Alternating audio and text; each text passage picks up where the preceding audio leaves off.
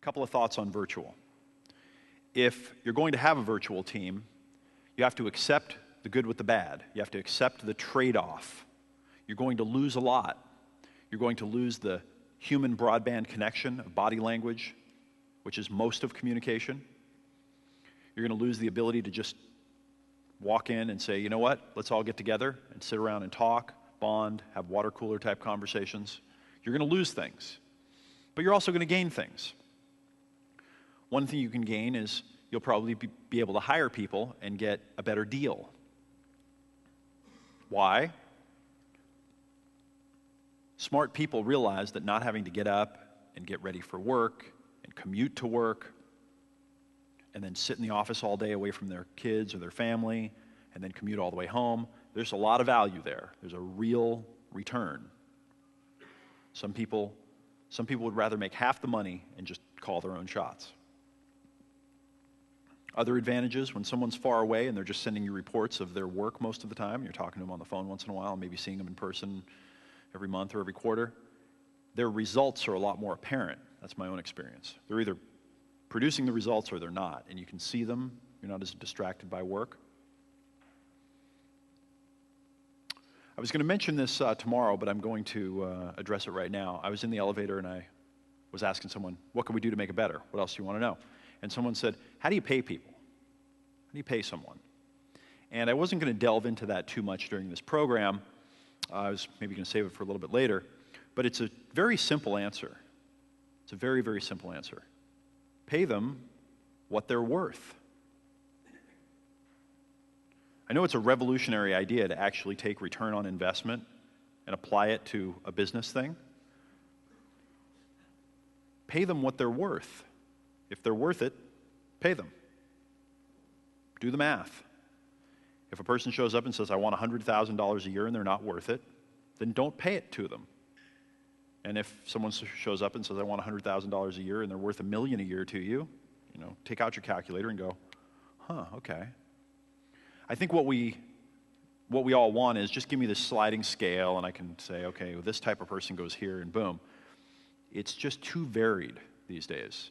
It's becoming too fragmented. There are too many different types of people that have different types of skills and different types of, especially when you're an entrepreneur growing a business. I can't say to you, if you got a web designer, you pay them $13.50 an hour. I mean, we've got people that work on web designs that make $50 or $100 an hour, really, inside of our business. And they're working on important stuff. And we probably have people that are making $10 an hour that are working on some web design things. Different web design, different need. That's part of your job, is to figure out what the return on your investment is.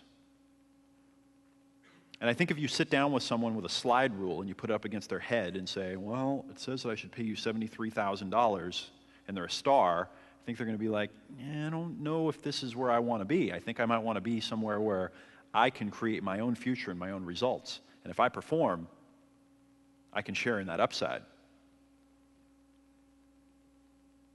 How much should you pay yourself? It's like, how big should you grow your business? I don't know. That's one of the challenges that you need to figure out. Do the math. So here's what I'd like to do. I'm going to have you start building your virtual bench. I'm going to give you a little exercise. So can we hand those out? And also a Brad Smart book.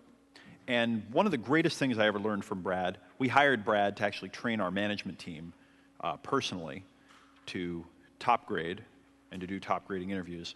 One of the brilliant things that Brad Smart has created is this idea of the Tandem Top Grading Interview. And a Tandem Top Grading Interview is when two people interview someone at once. One person's asking the questions, and the other person is taking notes. This way, the question asker is just keyed to the responses, and they can delve in and probe, and the person taking the notes doesn't have to worry about that. They can just take the notes. And you can switch off if you want, but it's probably better to just have one person asking the questions and one person taking the notes. And these top grading interviews typically last 2 to 4 hours. Some of them go longer with some of the people that you're going to interview. And what you're looking for is patterns. You're looking for patterns, and you're looking for patterns that the person that you're interviewing doesn't even know exist. So you're saying, okay, so tell me about this first job you've ever had, or even tell me about what you were like in high school. Tell me what you did. Then tell me about your first job. How did you get it? What did you do? What were some of the projects? What were your successes? What were your failures? Why did you leave? Now tell me about your second job. What did you do? Who was your boss? What did you learn? What are the projects you worked on? Why did you leave? And you go through their entire work history, and they won't realize that every time they left a job, it was for the same reason, and it was a bad one. And they won't realize that they're placing blame on the company for screwing them every time. But you'll hear it because you're listening for patterns. Is this making sense? Yeah. Very important. The in-depth work history Tandem Top Grading Interview is a brilliant construct, and I highly recommend that you use them. We do them in our team. We do them when we're getting ready to kind of really bring someone on, though. We have a process of, we use the term virtual bench, but we have this osmosis process where we get to know people over a long period of time. I'll bet you that the average amount of time it takes us to hire someone is 3 to 6 months from when we meet them. A lot of conversations, a lot of getting to know them, building relationship. And so what I'd like you to do, important?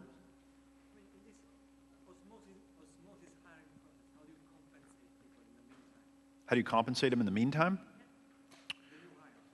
What do you mean in the meantime?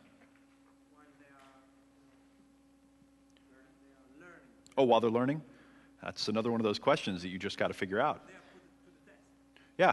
So as an example there, let's say that you're hiring someone to do web design for you, and you're getting to know them over time. One of the things that I love to do is give people projects, ask them to come help with a project. And if they're a star, it usually works for them and it works for you, because they want to get to know the people on your team and see what you're all about. And then they might say, well, I charge $25 an hour for web design. You can say, okay, great. Here's a 10-hour project. Here's $250. Do it. See, was that worth $250? Did they get the job done? Then if they're going to come to work with you for, 50 grand a year or whatever it is, you can make an intelligent decision about, am I willing to spend $4,000 a month for 3 months while they come up to speed? Because this is a risk that we have to put out there. Most of the time, any real significant person, I'll bet you in our team we can train a customer service person in a few days, and then they're up and running and productive. When you're talking about significant players in your business, you understand? You can't just have them up and running in a few days and go, oh, you're going to be great, it's going to work out. So there's some risk that you have to take. And you've got to get a feel for, okay, well, this is the project, or this is the position that we're going to need in the future. This is the role. I think of it as a role and not a position. And I've done the math on if someone did a good job there, what it would be worth for us to the business, right, what the ROI would be. And so I'm willing to risk the 12 grand in order to have a 50% probability of making an extra 50 grand a month because that thing is working. Does that make sense? It's all about the return on investment. It all comes back to what's the ROI. It's a business, remember?